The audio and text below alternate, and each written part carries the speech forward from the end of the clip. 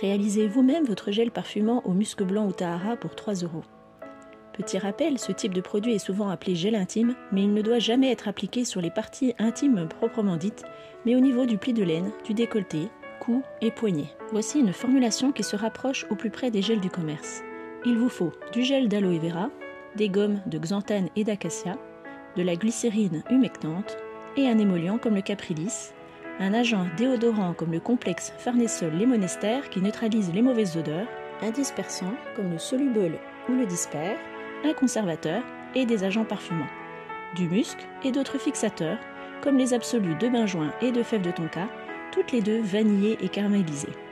Il existe d'autres absolus résines, baumes, huiles essentielles qui sont de puissants fixateurs, et une ou plusieurs fragrances de votre choix selon l'orientation voulue, à choisir parmi la famille florale poudrée, la famille florale solaire, gourmande exotique, la famille orientale, la famille florale plus ou moins verte, ou encore éventuellement fruitée. Si utilisation de fèves de tonka, préparez un macérat 24 heures à l'avance avec 0,1 g pour 0,3 ml d'alcool. Vous n'utiliserez que 3 gouttes de ce macérat pour un gel de 30 ml. C'est un dosage de coumarine à respecter vers les zones sensibles. Préparez votre base parfumée de 2-3%, idéalement 48 heures avant la formulation de votre gel. Donc 3 gouttes du macérat de fèves de tonka, 13 gouttes de musc blanc ou de Provence, environ 3 à 6 gouttes de benjoin et 5 à 10 gouttes d'une ou plusieurs fragrances, exemple fleur de coton et ou monoï, elles s'associent bien. Le jour J, mélangez 20 ml d'eau avec 3 ml de gel d'aloe vera.